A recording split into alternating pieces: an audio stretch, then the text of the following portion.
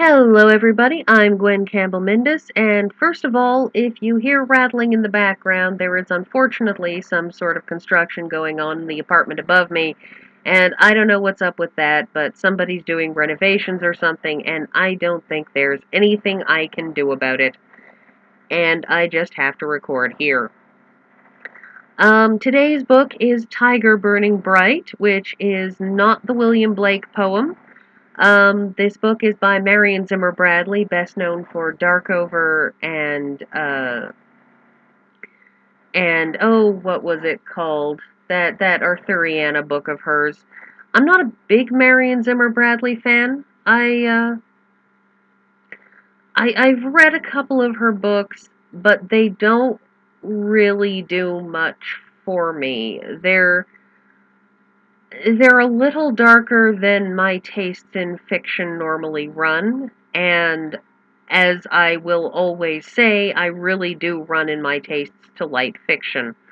Andre Norton, whose books I have not read as a general rule,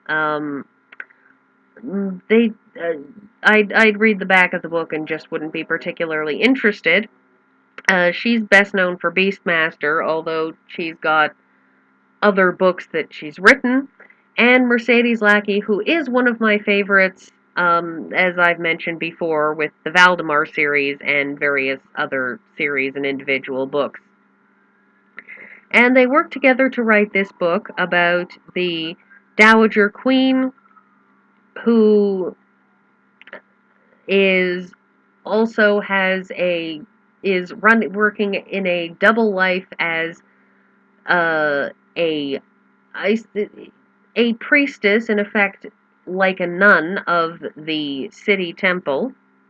Um, and she has, up until this point, also been what is the temporal head of the temple, because the temple has two heads. The religious secular head, who is the archpriestess Verit, and the temporal head, who was the Dowager Queen Adele, because a member of the royal family has to be a member of the temple. The thing is that in this reality, in order to be the temporal head of the temple, you really kind of need to be able to see angels, who are a thing that people see in this world a lot. They kind of show up and flag people down and point at stuff and tell people things.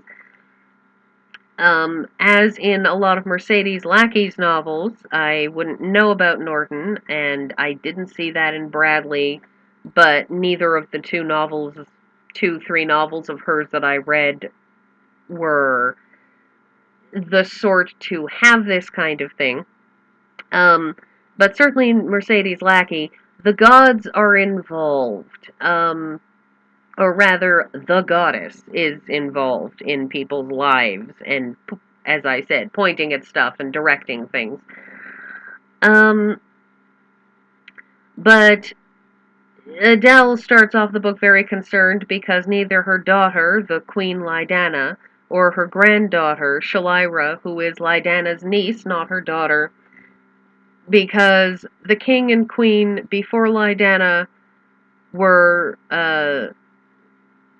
her brother and his wife, that is, Adele had two children, a son and a daughter. The son got married, became king, had a daughter, and then the king and queen died, and Adele's daughter, Lydana, now the queen, was forced to become queen even though she really didn't want to. But since Shelyra was heir, she just continued to be the heir. But neither Lydana nor Shelyra can see angels. They can just see, well, there was a white deer over there. It was kind of pretty. Or, well, there was a light. I saw a light. So Adele feels kind of conflicted about this. Lydana has a dual character. She works occasionally as a bead seller down in a particular part of the city, and is also a member of the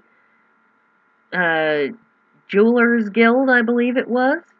I forgot to mark the page, so I have no idea where in the book it would mention that, and rather than spend 5 minutes looking it up, I'm just going to call it the Jewelers Guild. She makes jewelry and works with jewels. And Shelyra has a double life because she runs the spy network for the city, as well as being the princess, and has also a double life in terms of the fact that she was blood oath to become a member of the Gypsies. Now, I know there are those who feel that gypsy is a term of opprobrium, and in some ways it certainly is, and has become one due to various historical exigencies, but I can't say Romany because Romany is describing a specific social cultural group, and this is not a social cultural group whose origins are to be found in India, who eventually migrated across Europe and are now predominantly of Eastern European descent in terms of where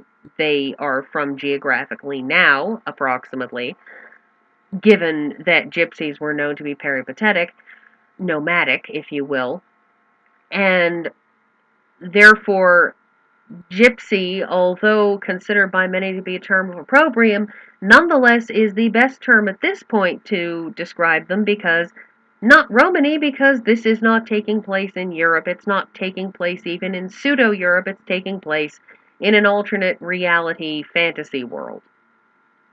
I just wanted to make that clear, that while I understand this, in this case, I don't really have a better word for it.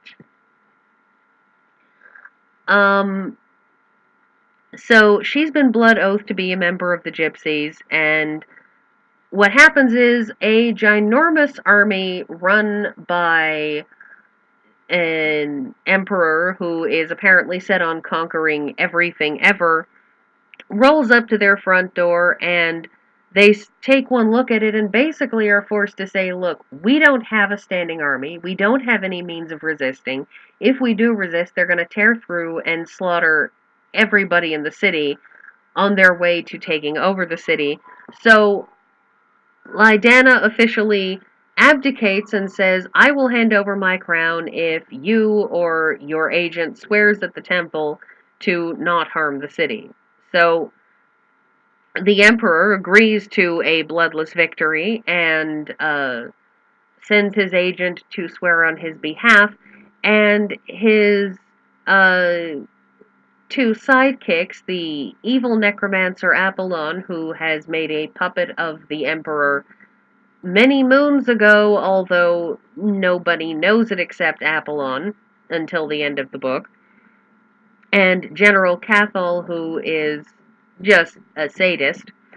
They roll into the city and proceed to start basically slowly bleeding the city to death by destroying the guilds when the guilds won't hand over everything and all the guild secrets, by taxing everybody to death, by taking all of the able-bodied men off the streets and conscripting them to the army or to their little private armies.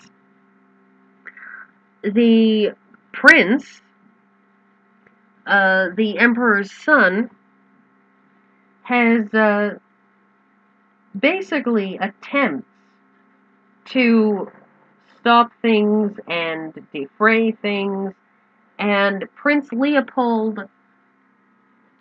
is a nice guy. He's a good guy, and he's stuck between being a faithful son of his father and his duty as a guy who believes in the goddess and believes in being a decent human being. Which puts him into a bit of an untenable position. In the end, of course, there is a big final grand denouement, which is caused by the collective actions of the three of them, Adele acting as sort of an information center, Lydana working to her own plan, which involves using cursed jewels to assassinate Apollon and Cathal and the Emperor Balthasar, and Shelyra's attempt to cause some rebellion, to trip people up, to make sure that nobody can do any more bad things to the city. But what's very, very interesting about this is that each of them is working to her own plan. Each of the granddaughter, daughter, and grandmother, each of them is working to her own plan, and each of them is pretty sure that the other two won't approve of whatever her plan is, and those plans occasionally end up colliding a little bit in unfortunate ways, but also end up dovetailing together to save the city and destroy the Emperor and the Necromancer and the other bad guys. I kind of feel bad about the Chancellor, who's not a bad sort. He's just kind of greedy, so it's a pity that he gets killed.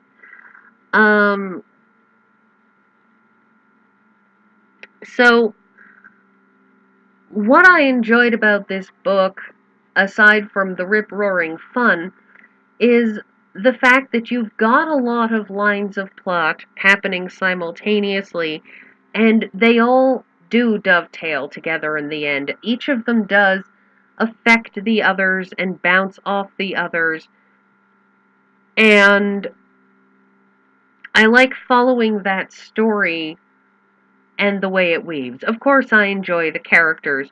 Shelyra is fun as being impulsive but aggravated with everyone for acting like she's 3. And not that they're acting like she's 3 in that they expect her to throw tantrums, but that they act like she's so impulsive and knows so little that it makes her act more impulsively and more recklessly because she's just so aggravated by them. But what, of course, she does her own forethought, which works towards the ends, and Lydana has her own things that she does, and the interesting thing about these, of course, is that each of them, in effect, manages to thwart the villains by doing her own thing. If Lydana's plan to bundle Shelyra out of the city had succeeded, then everything else would have fallen apart. If Adele's suggestion that Lydana do certain things had been followed, then again everything would have fallen apart. And so each of them, and so the entire story is really, really well balanced in terms of how each of their actions leads to certain things, causes certain things, and is necessary to make the plot go forward. I really, really do enjoy that, because it indicates a lot of forethought into this plot, a lot of, being sure that you don't have unnecessary things where you look at it and you say, you mean that whole thing there that they just did means nothing. And I enjoy that all of these things that they do all really do mean something. The story has a happy ending.